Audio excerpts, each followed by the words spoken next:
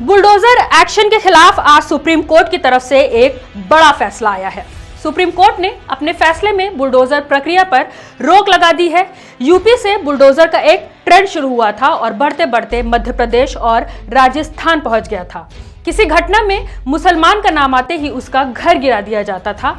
बिना चार्जशीट के, बिना जांच के, बिना अदालती फैसले के, बिना किसी कानूनी प्रक्रिया के डायरेक्ट बुलडोजर कार्यवाही कर दी जाती थी।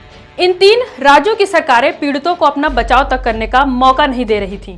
कानूनी प्रक्रिया का इंतजार किए बिना ही 24 घंटे के अंदर सजा के तौर पर आरोपियों के घर पर बुलडोजर चला दे रही थी। इसी बुलडोजर एक्शन के खिलाफ जमीयत उलमाए हिंद सुप्रीम कोर्ट गई थी, जिसमें सुनवाई के दौरान सुप्रीम कोर्ट ने कहा कि अगर कोई सिर्फ आरोपी है तो प्रॉपर्टी गिराने की कार्रवाई कैसे की जा सकती है, और अगर कोई दोषी भी है तब भी ऐसी कार्रवाई नहीं की जा सकती।